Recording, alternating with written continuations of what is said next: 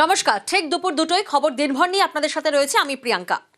আমরা বেশ কিছুদিন ধরে আপনাদেরকে দেখাচ্ছি নানান জেলায় এসআইআর হিয়ারিং নিয়ে যে হয়রানি সেই ছবিটা।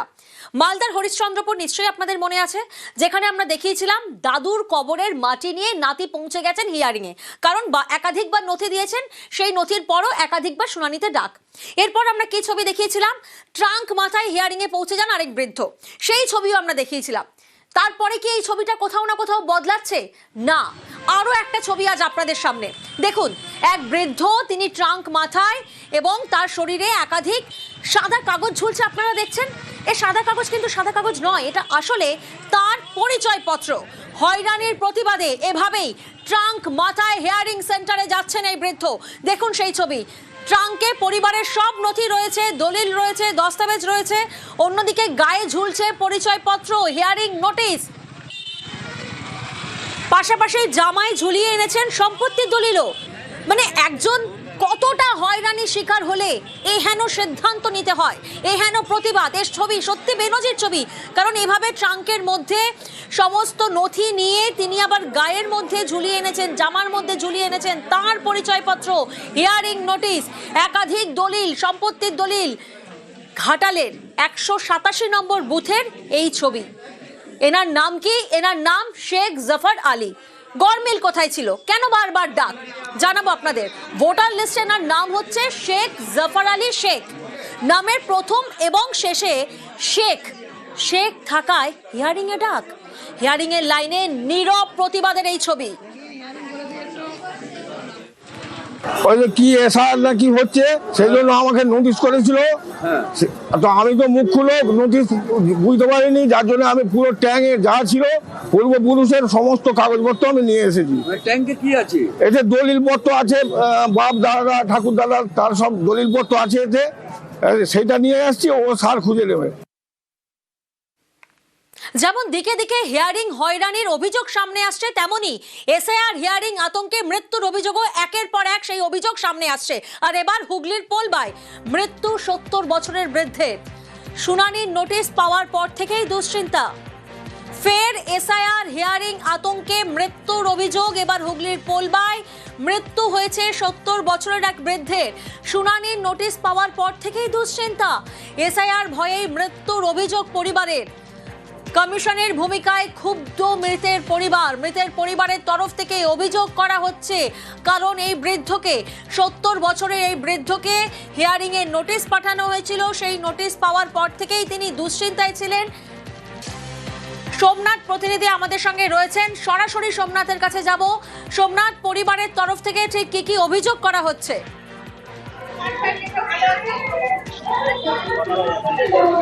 দেখো, পরিবারের তরফ থেকে যেটা অভিযোগ করা হচ্ছে, এই যে 70 বছরের যে বৃদ্ধা, তাকে হিয়ারিং এ ডাকা হয়েছিল এবং হিয়ারিং এর ডাকার কারণেই তিনি অসুস্থ হয়ে পড়েন। যে পরিবারের গত মঙ্গলবার তার হিয়ারিং এর ডেট ছিল পরিবারের, সেখানেই তার সাথে পরিবারের সঙ্গে হিয়ারিং এ যায় এবং তার হিয়ারিং এর ডেট ছিল 30 তারিখ, তার শুনানির ডেট ছিল 30 তারিখ। এবং তিনি যখনই শুনানির চিঠি পায়, এই হিয়ারিং এর নোটিশ পায়, তারপর থেকেই তিনি চিন্তার মধ্যে ছিলেন। পরিবারের সাথে বারবার তিনি আলোচনা করেছেন কি পেপারপত্র নেবে, এবং বিজেপি পরিবারের তরফ থেকে যেটা অভিযোগ, বারবার ধরে বিজেপি এই যে সংখ্যালঘুদের দেখে ফর্ম 7 জমা করছে, সেই কারণে তিনি চিন্তার মধ্যে রয়েছে।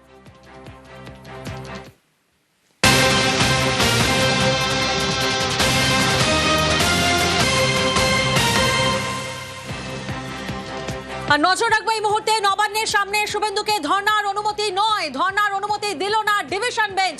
আরো একবার আপনাদেরকে জানাবো, নবান্নের সামনে শুভেন্দুকে ধর্নার অনুমতি নয়, ধর্নার অনুমতি দিল না ডিভিশন বেঞ্চ। অর্ণব প্রতিনিধি আমাদের সঙ্গে রয়েছেন। অর্ণব, আজ ডিভিশন বেঞ্চের পর্যবেক্ষণ কি ছিল?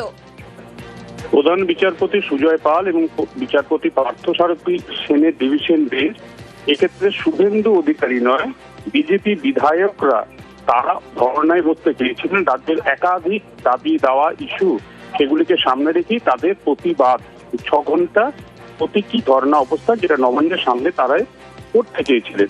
এবং বিজেপি বিধায়কদের তরফে এই মামলাটি করেন শঙ্কর ঘোষ, শিলিগুড়ির বিধায়ক। এবং একক বেঞ্চের বিচারপতি শুভ্রা ঘোষ নির্দেশ দেন শর্ত সাপেক্ষে 50 জনের জমায়েত নিয়ে 16 তারিখ অর্থাৎ 16ই জানুয়ারি তারা মন্দিরতলা বাস স্ট্যান্ডে 12x15 ফুটের মঞ্চ করে তারা এই ধর্ণা অবস্থান চালাতে পারবেন। কিন্তু একক বেঞ্চে নির্দেশে খুশি হতে পারেনি বিজেপি বিধায়করা। বিজেপি বিধায়কদের তরফে শঙ্কর ঘোষ তিনি ডিভিশন বেঞ্চে আপিল করেন। সেই আপিল মামলার গত 3 দিন শুনানি হয়, শেষমেশ আজ রায় ঘোষণা হলো।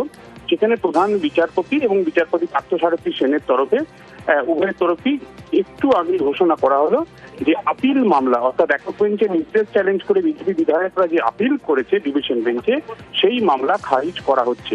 অর্থাৎ এক্ষেত্রে বিজেপি বিধায়করা বসতে পারবেন না নবান্নের সামনে ধর্ণা অবস্থানে। এবং এক্ষেত্রে যেটা হাওড়া পুলিশ কমিশনারেটের তরফে দুটো নির্দিষ্ট স্থান, মূলত মন্দিরতলা বাস স্ট্যান্ড এবং নবান্ন বাস টার্মিনাস, এগুলি তাদের ছিল এসওপি, ওটা সেখানেই তারা অবস্থান বিক্ষোভ কর্মসূচিগুলি অনুমতি দেয়। হাইকোর্ট যেহেতু মন্দিরতলা দিয়েছে সেখানেই তাদের করতে হবে, অন্যথায় সুপ্রিম কোর্টে তারা এই মামলা চ্যালেঞ্জ করে যেতে পারে। এই মুহূর্তে কার্যত খালি হাতে ফিরতে হচ্ছে বিধায়কদের। তুমি যে প্রশ্নটা করলে কি পর্যবেক্ষণ, দেখো এই মামলার সওয়াল জবাব চলাকালীন রাজ্যের অ্যাডভোকেট জেনারেল একটি সওয়াল করেছিলেন যে যারা রাজ্যের আইন তৈরি করেন অর্থাৎ রাজ্যের বিধায়করা, সেই রাজ্যের আইন প্রণেতারা যদি আইন ভাঙেন এবং আইন বিরুদ্ধ একটি জায়গায় তারা ধর্ণা অবস্থান করতে চান, তাহলে সেটা কি আদৌ আইনসম্মত হতে পারে? কার্যত রাজ্যের এই সওয়ালের উপরই আজ তিরমোহর দিল এই আপিল মামলা খারিজের মধ্য দিয়ে প্রধান বিচারপতির ডিভিশন বেঞ্চ। বেশ,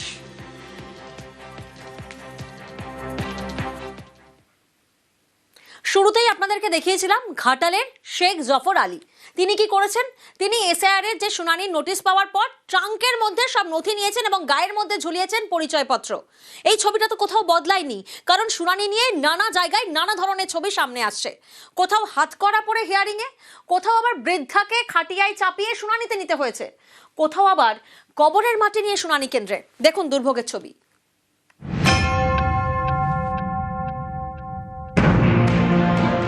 হাতকড়া পরে এসআইআর শুনানিতে উত্তর 24 পরগনার দেগঙ্গার বাসিন্দা শামীম হাসান। পরিবারের দাবি, তারা জানতেন শামীম ভিন রাজ্যে কাজ করেন। সম্প্রতি তার নামে এসআইআর এর নোটিশ আসে বাড়িতে। এরপরে শামীমের সঙ্গে যোগাযোগের চেষ্টা করে পরিবার। তখনই তারা জানতে পারেন শামীম যৌন নির্যাতনের অভিযোগে 4 মাস ধরে বসিরহাট জেলে। হাতকড়া পরিয়ে বুধবার তাকে দেগঙ্গা বিডি অফিসে নিয়ে যাওয়া হয়। সেখানে পরিবারের সঙ্গে দেখা শামীমের। আমরা জানি যে ওর ছেলে বাড়ি কাজ করে, ও বাড়ি কাজ করতে পয়সা বাড়ি দিত, বাড়ি ছেলে জেলে কেন জানি না। তো আমার ছেলে ভালো ছেলে, সবাই গ্রামের লোক জানে যে আমার ভালো ছেলে। ওর হিয়ারিং ছিল, ওই সোজা জেল থেকে এখানে এলো। 93 বছরের রাবেয়া বিবি শয্যাশায়ী। বুধবার তাকেও যেতে হয় শুনানিতে, খাটিয়ায় শুয়ে।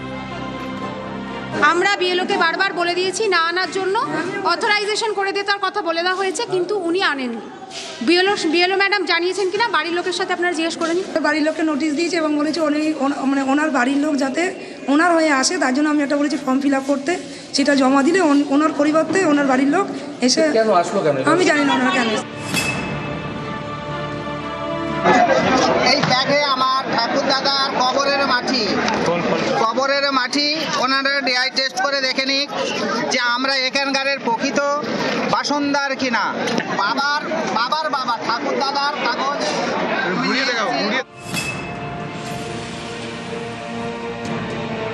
উত্তর 24 পরগনার বাদুড়িয়ার ঈশ্বরীগাছা এপি স্কুল। এই স্কুলে বুধবার এসআইআর এর শুনানি চলাকালীন তুমুল উত্তেজনা।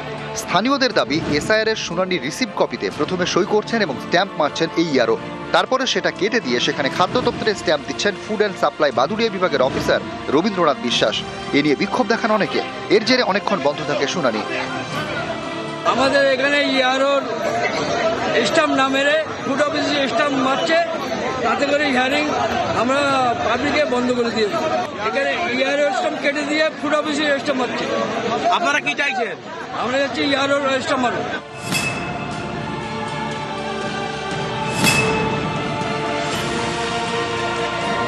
ইনি মালা মজুমদার, নদিয়ার কল্যাণীর বাসিন্দা। সোমবার তাঁর বাড়িতে আগুন লাগে। মালা মজুমদারের দাবি, কোনো রকমে তারা প্রাণে বেঁচেছেন, নথিপত্র বাঁচাতে পারেননি, তাই থানায় করা জিডির কপি নিয়ে বুধবার হাজির হন শুনানিতে কল্যাণীর বিএলআর অফিসে। পুরে সমস্ত ছাই হয়ে গেছে, কিছুই নেই।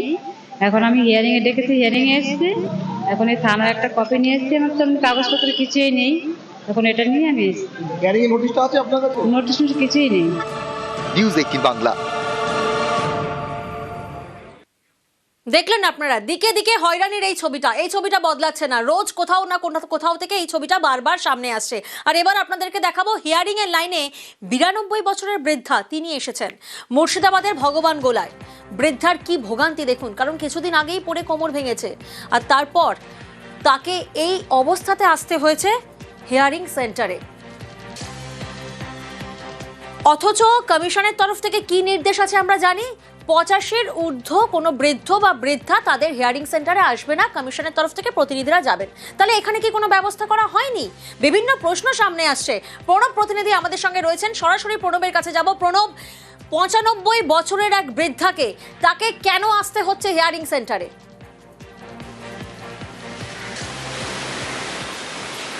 একদম তাই, সেটাই প্রশ্ন। তাই এবং বৃদ্ধার যে বাড়ির লোক তারা গিয়ে কিন্তু আবেদনও করেছিল যে অন্তত পক্ষে বয়স বেশি হয়েছে, কোমর কিছুদিন আগে কোমর ভেঙে গিয়েছে, সোজা হয়ে দাঁড়াতে পারে না, তাই তার বাড়িতে গিয়ে যেন কাগজ, কিন্তু বিএলও কোনোরকমভাবে সাড়া দেননি, বলেছিলেন যে এই হিয়ারিং সেন্টারেই আসতে হবে, তারপর তাকে তার শুনানি হবে। সেই কারণে কিন্তু বৃদ্ধা যে তোমার ভগবান গোলার শীশানগর গ্রামের বাসিন্দা এই মিনারা বিবি, তার 93 বছর বয়স, তারও কিন্তু হিয়ারিংয়ের নাম আসা শোনার পর থেকেই কিন্তু তিনি আতঙ্কিত ছিলেন এবং সোজা আজকে টুকটুকি চেপে টোটোতে চেপে হিয়ারিং সেন্টারে হাজির হন।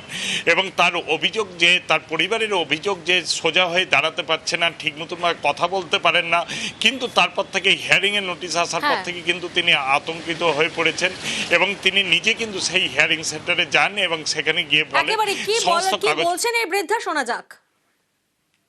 আপনাকে ডেকেছে? হ্যাঁ, ডেকে আছে।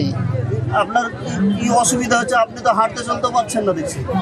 না, আমি একবার নাট হয়ে গেছি, বাদে গেছি, আমার কোন চলাচল ক্ষমতা ভয় এসেছি, বাংলাদেশ পেঠিয়ে দেবে তাইলে। আপনি এখানেই তো জন্মগ্রহণ করেছেন, ভারতে নাকি? ভারত আমার 14 পিড়ি গোটাই, আমার শ্বশুর পিড়ি বাপের। তারপরও ভয় লাগছে? তারপর ভয় লাগছে, মানে বাংলাদেশ তাড়িয়ে দেবে। বৃদ্ধার ভোগান্তির ছবিটা আপনারা দেখলেন। সাধারণ মানুষের ভোগান্তি যেমন চরমে, তেমন অন্যদিকে কিন্তু বিশিষ্ট মানুষজন, তাদেরকেও হিয়ারিং এর নোটিশ পাঠানো হচ্ছে। আমরা দেখেছি মোহাম্মদ শামী, লক্ষ্মীরতন শুক্লা, আর তারপর এবার হিয়ারিং নোটিশ মেহতাবকে। এসআইআর শুনানিতে ডাক ফুটবলার মেহতাব হোসেনকে। ইরন প্রতিনিধি আমাদের সঙ্গে রয়েছেন। ইরন, আমরা এর আগে দেখেছি একাধিক বিশিষ্টজনকে, তাদেরকে হিয়ারিং নোটিশ পাঠানো হয়েছে। মুখ্যমন্ত্রী মমতা বন্দ্যোপাধ্যায় তিনিও একাধিকবার সরব হয়েছেন এই বিষয়ে, আর এবার সরাসরি মেহতাব হোসেনকে ডাক। কোন কোন গ্রাউন্ডে? দেখো, কিছুদিন আগে থেকে আমরা জানি যে এসআইআর শুনানিতে বিভিন্ন বিশিষ্ট ব্যক্তিত্বদের ডাকা হচ্ছে। খেল জগতে বা খেলার জগতে মোহাম্মদ শামী, লক্ষ্মীরতন শুক্লা, তারা শুনানিতে ডাক পেয়েছেন, তারা গিয়ে নিজের তাদের ডকুমেন্ট জমা দিয়ে এসেছেন। এবার দ্বিতীয় বিষয় হচ্ছে, তারপরেও কিন্তু ক্রীড়া মাধ্যম তারা কিন্তু সোচ্চার হয়েছিলেন। প্রাক্তন খেলোয়াড়রা তারা দাবি তুলেছেন যে যারা দেশকে সার্ভিস দিয়েছে, দেশের হয়ে দীর্ঘদিন খেলেছে, তাদেরকে এইভাবে শুনানির নামে ডেকে পাঠিয়ে হেনস্থা করা হচ্ছে কেন? তারপর দেখা গেল এবার মেহতাব হোসেন, তাকে ডাকা হয়েছে কারণ তার মায়ের সঙ্গে তার নামের একটা অমিল হচ্ছে, অর্থাৎ তালিকায় যে মায়ের নাম রয়েছে প্রাক্তন ফুটবলারের, সেখানে অমিল থাকার কারণেই তাকে ডেকে পাঠানো হয়েছে আগামী রবিবার দক্ষিণ 24 পরগনার মল্লিকপুরের আব্বুস শুকুর হাই স্কুলে শুনানি কেন্দ্রে। মেহতাব নিজে যাবেন বলেও জানিয়েছেন। কিন্তু প্রশ্ন এখানেই যে বিশিষ্ট ব্যক্তিত্বরা যারা দেশকে সার্ভিস, দেশের হয়ে মেহতাব দীর্ঘদিন খেলেছেন, ইস্ট বেঙ্গল খেলেছেন, মোহনবাগান খেলেছেন, এই একজন সবচেয়ে পরিচিত মুখ, বাঙালির গর্ব, তাকেও শুনানিতে গিয়ে দাঁড়াতে হবে। এখানেই কিন্তু সোচ্চার হচ্ছেন খেল জগৎ থেকে। তাদের বক্তব্য, যদি শুনানিও হয় সেক্ষেত্রে তাদের কাছে পৌঁছে কেন ব্যাপারটাকে সর্ট আউট করা হচ্ছে না? একেবারে ইরন, আমরা দেখেছি ক্রীড়া জগৎ এই নিয়ে সোচ্চারও হয়েছিলেন। আর এবার নজর রাখা যাক দেগঙ্গার দিকে। দেগঙ্গায় সেখানে এসআইআর হিয়ারিং সেন্টারে রীতিমতো উত্তেজনা। কেন এই উত্তেজনা? আগে ছবিটা দেখাই আপনাদেরকে। দেগঙ্গার এসআইআর হিয়ারিং সেন্টার, সেখানে ইআরও স্ট্যাম্প দিচ্ছেন না, এমনটাই অভিযোগ। বন্ধ হিয়ারিং তার জেরে, অর্থাৎ যে নথি জমা নিচ্ছেন তারপরে যে রিসিপ্ট কপি, সেই রিসিপ্ট কপিতে স্ট্যাম্প না দেওয়ার অভিযোগ করা হচ্ছে। আর তারপরেই শুরু হয়েছে বিক্ষোভ। বন্ধ রয়েছে হিয়ারিং, স্ট্যাম্প আনতে ভুলে গিয়েছেন নাকি ইআরও? জিয়াউল প্রতিনিধি আমাদের সঙ্গে রয়েছেন। জিয়াউল, সব থেকে বড় প্রশ্ন, যেখানে হাজার হাজার মানুষ তারা হিয়ারিং এর লাইনে দাঁড়াচ্ছেন, চরম ভোগান্তি হচ্ছে, তারা অনেক দূর থেকে কষ্ট করে আসছেন, সেখানে ইআরওর এহেন দাবি কেন যে স্ট্যাম্প আনতে নাকি তিনি ভুলে গিয়েছেন? দেখো দেগঙ্গা অর্থাৎ যে হিয়ারিং সেন্টার সেখানে প্রায় 70,000 মানুষের হিয়ারিং এ ডাকা হচ্ছে, তার মধ্যে ইতিমধ্যেই কিন্তু প্রায় একদিনে 12,000 মানুষকে হিয়ারিং এ ডাকা হচ্ছে। কিন্তু অনেক মানুষ ভোর থেকে কিন্তু এই লম্বা লাইন দিয়েছেন, কিন্তু দেখা যাচ্ছে যে চাঞ্চল্যকর অভিযোগটা উঠছে ইয়ারও তিনি কোনো স্ট্যাম্প নিয়ে আসেনি, অর্থাৎ যাদের হিয়ারিং সেন্টারে হিয়ারিং হচ্ছে তাদেরকে শুধুমাত্র রিসিভ কপি দেওয়া হচ্ছে, কোনো ইয়ারও বা ইয়ারও সিগনেচার বা ইয়ারও স্ট্যাম্প দেওয়া হচ্ছে না। আর জানি এলাকার মানুষ ফেটে পড়ে এবং তাদের একটাই দাবি যে ভোর থেকে লম্বা লাইন দেওয়ার পরেও কেন ইয়ারও এই ধরনের একটা কাজ করলেন, অর্থাৎ তিনি নাকি এই স্ট্যাম্প আনতে ভুলে গেছেন। ফলে এলাকার মানুষ বিক্ষোভ দেখায়, ঘটনাস্থলে দেগঙ্গা থানা পুলিশ গিয়ে অবস্থা নিয়ন্ত্রণ আনে। প্রায় 2 ঘন্টা পর ইয়ারও আবার নতুন করে যারা বিক্ষোভ দেখাচ্ছেন মানে তাদের মধ্যে তাহলে কি এই আশঙ্কাটা দানা বেঁধেছে বা এই আতঙ্কটা রয়েছে যে তারা নথি জমা দিয়েছেন কিন্তু পরবর্তীকালে কমিশনের তরফ থেকে দাবি করা হতে পারে যে নথি জমা পড়েনি, তার মানে সেই আতঙ্ক সেই আশঙ্কা তাদের মধ্যে রয়েছে? একদম, দেখো এই আশঙ্কাটাই করছে এলাকা যারা হিয়ারিং করছেন, তার কারণ তারা লম্বা লাইন দিয়ে হিয়ারিং দিয়ে করাচ্ছেন এবং সেখানে শুধুমাত্র রিসিভ। পরবর্তীকালে নির্বাচন কমিশন যদি সেখানে আবার ডকুমেন্ট চায় যে তারা কোনো রকম ভাবে রিসিভ কপি সেখান থেকে নেননি বা হিয়ারিং হননি, সেখানেই আশঙ্কা করছে। আর এই আশঙ্কা থেকেই কিন্তু তারা বিক্ষোভ দেখাচ্ছেন এমনটাও কিন্তু জানা গেছে। ফলে ঘন্টা দুয়েক পরে ইয়ারও আবার তিনি যারা স্বীকার করেন যে তিনি আনতে ভুলে গেছেন বলে হিয়ারিং সেন্টারে, ফলে পরবর্তীকালে তিনি হিয়ারিং স্ট্যাম্প আনার পরে আবার নতুন করে প্রায় 2 ঘন্টা পরে কিন্তু আবার হিয়ারিং সেখানে শুরু হয়। কিন্তু যেভাবে মানুষের মধ্যে একটা আতঙ্ক সৃষ্টি হয়েছিল, ফলে একটা উত্তেজনা পরিবেশ তৈরি হয়, পরবর্তীকালে পুলিশ এসে অবস্থা নিয়ন্ত্রণে আনে। বেশ, আমাদের এই লাইনে ইউরোরা সই দিচ্ছে না বা স্ট্যাম্পও দিচ্ছে না, ট্রেন একটা করে লিখে ছেড়ে দিচ্ছে, এগুলো ঠিক করছে না তো, ইয়ারও সই করছে না, স্ট্যাম্প মারছে না তো, স্ট্যাম্প মারছে না, সইও করছে না, বলছে আমাদের নেই। দেখলেন আপনারা, ইয়ারও তিনি নাকি স্ট্যাম্প আনতে ভুলে গেছেন, যেখানে হাজার হাজার মানুষ লাইনে দাঁড়িয়ে রয়েছে। হয়রানির ছবি দিকে দিকে।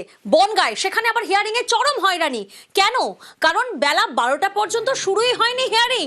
মানে যেখানে ভোর থেকে মানুষজন লাইনে এসে দাঁড়াচ্ছেন আর তারপরও বেলা 12টা বেজে যাচ্ছে, হিয়ারিং শুরু হয়নি। কেন শুরু হয়নি? জটিলতা কোথায়? একাধিক প্রশ্ন সামনে আসছে। অনিরুদ্ধ আমাদের সঙ্গে রয়েছেন। অনিরুদ্ধ, ভোর থেকে যখন মানুষ লম্বা লাইনে দাঁড়িয়ে আছে তখন বেলা 12টা, কেন হিয়ারিং শুরু হয়নি? জটিলতা কোথায়? দেখো, উত্তর 24 পরগনার বনগাঁ পৌরসভার 1 নম্বর ওয়ার্ড, 2 নম্বর ওয়ার্ড এবং 3 নম্বর ওয়ার্ডের যে শুনানি কেন্দ্র বনগাঁ বিডিও অফিস, সেই বিডিও অফিসে সকাল থেকে দীর্ঘ বড় লাইন হওয়া সত্ত্বেও 10:30টায় যেখানে কাজ শুরু হওয়ার কথা ছিল সেই কাজ শুরু হয়েছে 12টা পর্যন্ত অপেক্ষা করেছে যারা শুনানিতে এসেছে, তারা দীর্ঘক্ষণ লাইনে দাঁড়িয়ে রয়েছে, তাও শুনানির কাজ শুরু হয়নি। কারণ যিনি মাইক্রো অবজারভার আছেন সেই মাইক্রো অবজারভার না আসার কারণে এই শুনানি 12টার পরে গিয়ে 12:15 নাগাদ শুনানি শুরু হয়। এই দীর্ঘক্ষণ সাধারণ মানুষ লাইনে দাঁড়িয়ে থেকে তারা হয়রানির অভিযোগ তুলেছে যে একেতেই শুনানিতে ডাকা হচ্ছে, অনেকক্ষণ লাইনে দাঁড়িয়ে থাকা সত্ত্বেও কাজ শুরু হয়নি, দীর্ঘক্ষণ তারা লাইনে দাঁড়িয়ে রয়েছেন। সেখানে অনেক বয়স্ক ব্যক্তিও ছিলেন, তারা দীর্ঘক্ষণ লাইনে দাঁড়ানো সত্ত্বেও 12টার সময় কাজ শুরু হয়নি। পরবর্তীতে 12:15-তে মাইক্রো অবজারভার এলে তারপরে কাজ শুরু হয় এবং রীতিমতন সাধারণ মানুষ কিন্তু হয়রানির অভিযোগ তুলেছে।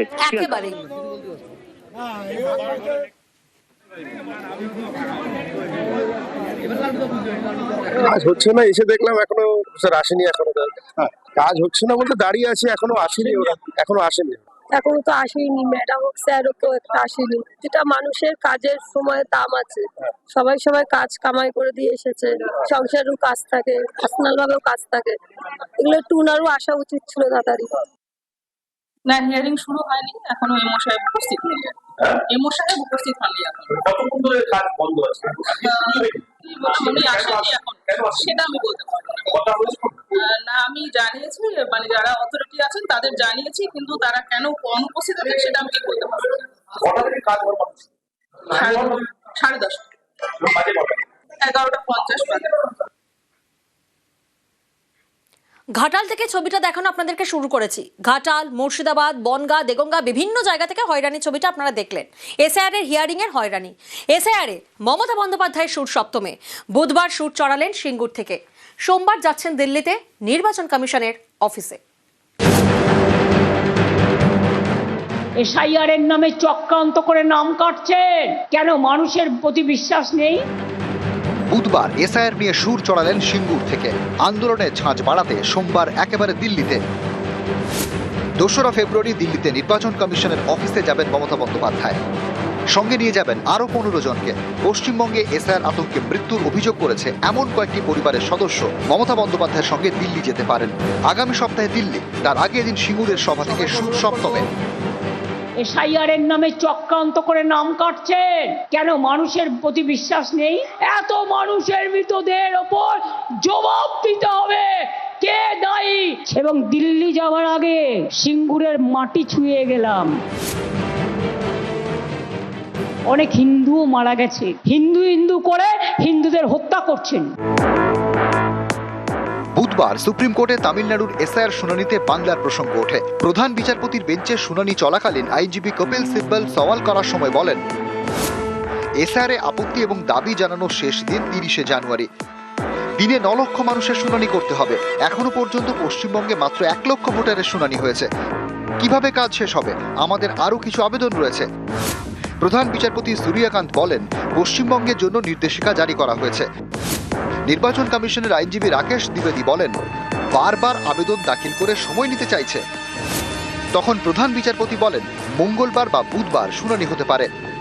এখান থেকে দিল্লি যাওয়ার কথা ছিল, দিল্লিকার লাড্ডুদের একটু চেহারা দেখার জন্য, কিন্তু আজ না হলে কাল তো আমি যাবই। দরকার হলে আমিও কোর্টে গিয়ে দাঁড়াবো। যদি পারমিশন পাই আমিও মানুষের জন্য লড়াই করব। আইনজীবী হয়ে নয়, একজন সাধারণ মানুষ হিসেবে আমার কাছে সব ডকুমেন্ট আছে। কাউকে ডিটেনশন ক্যাম্পে পাঠাতে আমরা দেব না। কোন এনআরসি এখানে হবে না। ডাকছে ডাকুক না, ঔদ্ধত্য দেখাচ্ছে। এই অহংকার ভেঙে চুরমার করব। আমাকে তোমরা ঘেচু করবে, তুমি জেলে ভরো, তুমি গুলি করো, আই ডোন্ট কেয়ার। আমি সব কিছুর জন্য তৈরি। আমি জেলে গেলে তো মায়েরা জবাব দেবে। ঘরে ঘরে নাড়ু তৈরি হবে। নাড়ুর সাথে একটা শব্দ মেলাও। আমি প্রথম অক্ষর বলে দিচ্ছি, জয়কার। বাংলার মা বোনেরা জবাব দেবে। বাংলায় ঢুকতে দেব না, দেব না, দেব না। নিউজ 18 বাংলা। টার্গেট 2026, পাখির চোখ বুথ সংগঠন। বুথ স্তরের সংগঠনকে শক্তিশালী করায় জোর দিলেন বিজেপির সর্বভারতীয় সভাপতি নীতিন নবীন। দুর্গাপুরের কর্মী সম্মেলনে তার এও বার্তা, মহিলা এবং তরুণ প্রজন্মকে কাছে টানতে হবে, তাদের সমস্যার কথা মন দিয়ে শুনতে হবে।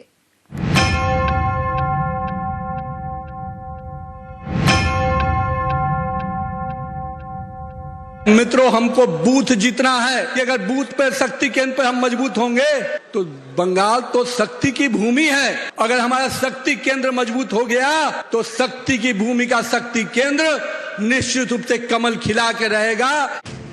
বিজেপির সর্বভারতীয় সভাপতির দায়িত্ব নিয়ে প্রথম রাজ্য সফর, প্রথম গন্তব্যই পশ্চিমবঙ্গ। পশ্চিমবঙ্গ সফরে নীতিন নবীন মঙ্গলবার দুর্গাপুরে বিজেপির একটি মেলা উদ্বোধন করেন। রাতে বৈঠক করেন কোর কমিটির সঙ্গে। সেই বৈঠকেই 26-এর ভোটে লড়াইয়ের ফর্মুলা বাতলে দেন নীতিন নবীন।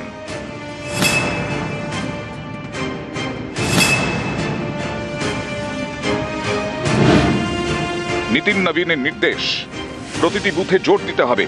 রাজ্যে পালাবদল করতে হলে বুথ স্তরে সংগঠনকে শক্তিশালী করতে হবে। প্রথমেই নজর কলকাতা এবং দক্ষিণ 24 পরগনায়। 1 মাসের মধ্যেই 2 জেলায় বুথ স্তরের সংগঠন ঢেলে সাজানোর নির্দেশ দিয়েছেন নীতিন নবীন। প্রতি 15 দিন অন্তর সংগঠনের রিপোর্ট নেবেন বিজেপির সর্বভারতীয় সভাপতি। নীতিন নবীনের নির্দেশ, স্থানীয় সমস্যাকে গুরুত্ব দিতে হবে, বাড়াতে হবে জনসংযোগ। আগামী যে নির্বাচন, সেই নির্বাচনের সম্বন্ধীয় অনেক আলোচনা হয়েছে। এই সমস্ত আলোচনা অত্যন্ত কনফিডেন্সিয়াল আলোচনা, বাইরে বলার জায়গা নেই। আমরা শুধু এটুকু বলতে পারি, আমি পার্টির তরফ থেকে আমরা 100% কনফিডেন্ট যে এবার বিজেপি সরকার তৈরি হচ্ছে। দুর্গাপুরে মঙ্গলবার রাতে কোর কমিটির সঙ্গে বৈঠক, বুধবার সকালে কর্মী সম্মেলন। সভামঞ্চে একসঙ্গে দেখা যায় বঙ্গ বিজেপির 4 হেভিওয়েটকে, শ্রমিক ভট্টাচার্য, শুভেন্দু অধিকারী, সুকান্ত মজুমদার এবং দিলীপ ঘোষ। এই সভামঞ্চ থেকেও নীতিন নবীনের মুখে বুথ বার্তা।